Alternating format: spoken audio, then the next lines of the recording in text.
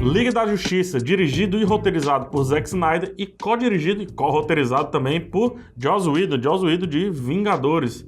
Aqui é o filme da união dos heróis da DC Comics, da Warner DC Comics, ou dos principais pelo menos. E temos aqui eles enfrentando o Lobo da Steppe, o Steppenwolf, já que ele é uma ameaça mundial, então faz sentido unir os heróis aí para uma ameaça tão grande quanto essa do Lobo da Steppe. É isso, né? O roteiro, vamos nos ater a isso, porque aqui é sem spoiler, então não tem porque ir além. Falo do Superman porque já tá em trailer, já tá em tudo.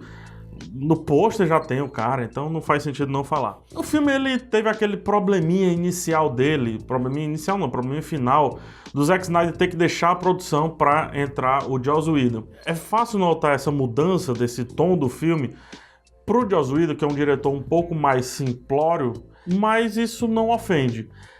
Sim, dá para perceber a constante mudança na fotografia. O Zack Snyder utiliza câmeras muito mais de baixo, de cima. Ele tira a câmera do eixo normal, enquanto que o Joss Whedon sempre procura uma câmera bem mais simples, bem mais básica. Então você vai sentindo isso ao longo do filme. Só que eu vou parar por aí a comparação porque não cabe. O filme está pronto com a mão dos dois e assim foi e assim será para sempre. Então não dá pra jogar um filme que não existe, que é só um filme do Zack Snyder ou só um filme do Joss Whedon, né? Só foi esse abre aí pra fazer valer. O filme, comparando com a trilogia Dark Knight, ou pelo menos o Batman vs Superman, é um filme mais infantilizado a DC buscando talvez um novo público. Ele começa já com o Superman, primeira coisa, o Superman, filmado pelo celular, em pé, pelo celular em pé por crianças. Ou seja, a janela do filme é a 9:16 no começo, e aí a gente vê as vozes de crianças entrevistando ele para fazer um podcast.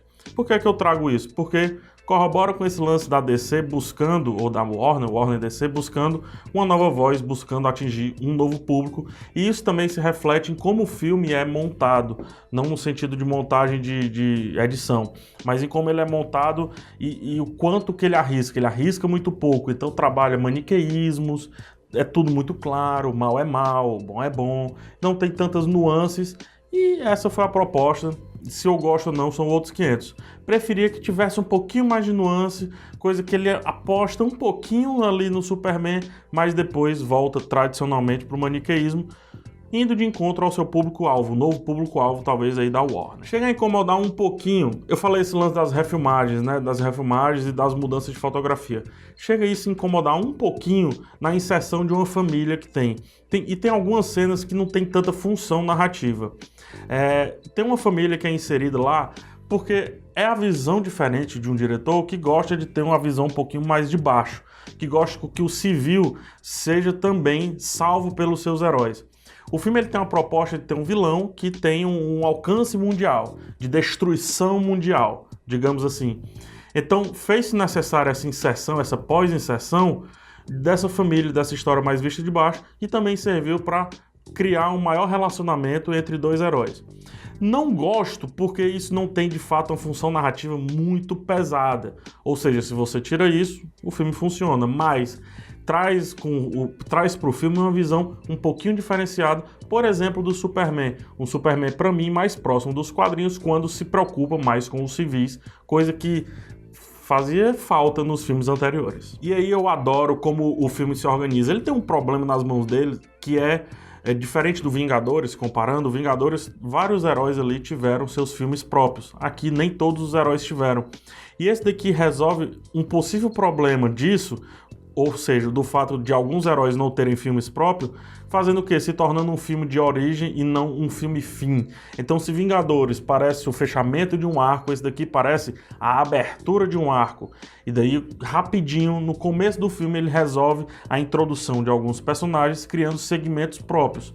Pode incomodar a mudança brusca de um segmento para outro, mas, no geral, faz até sentido quando você, aos poucos, vai se relacionando com aquilo que vai se tornar o núcleo principal para a união da equipe. Então, o que poderia parecer jogado lá na frente, que é a reunião da equipe em si, não acontece uma vez que você viu cada um traçando o seu caminho e chegando ao ponto comum, que é o lance das caixas maternas. Então, eu gosto muito como ele abre o filme, e a primeira metade do filme, para mim, é bem superior à metade final. E não que a metade final seja ruim, mas é mais divertido ver os heróis ora agindo sozinho, ora se relacionando apenas uns com os outros, do que realmente a pancadaria final, que é bacana, mas é apenas massa velha. E a partir disso vem a principal ideia do filme.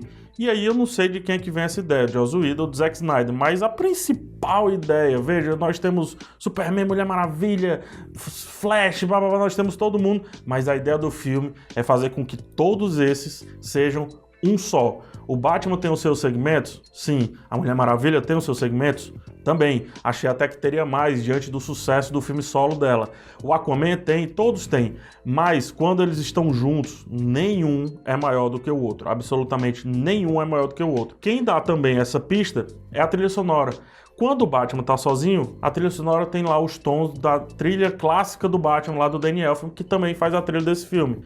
Quando o Aquaman tá sozinho, idem. Quando a Mulher Maravilha tem um pouquinho, resquíciozinho de sua trilha. Entretanto, rapidinho, depois que a trilha individual começa, ela se mistura com a maçaroca de várias outras trilhas, que é a trilha da Liga da Justiça e a trilha de todos os heróis. Ela é discreta, ela é até calada, mas faz sentido, mais uma vez, em não tornar o filme mais épico do que a reunião desses heróis já sugere. Há uma ideia tão grande de construção do time que, por exemplo, o Flash, isso não é ruim o que eu vou falar agora, ele tá correndo aqui e tal, resolve, tem uma set piece maravilhosa dele e em seguida ele topa, ou seja, para dar a ideia de que o time ainda está em construção. E por incrível que pareça de todos, a função narrativa, eu tô falando muito disso porque é um problema de vários filmes da Warner, nesse daqui tá encaixadinho. Eu tô falando do Cyborg. O Cyborg é o de todos o que tem uma função narrativa mais encaixada, porque se você tirá-lo, muita coisa ali não funcionaria. Por mais que pro time em si ele não seja tão relevante, mas pra história ele é o dos mais relevantes de todos. E inclusive esse filme poderia ser um filme do Cyborg, não que ele apareça mais do que os outros, mas pelo fato dele ser força motriz nessa história específica.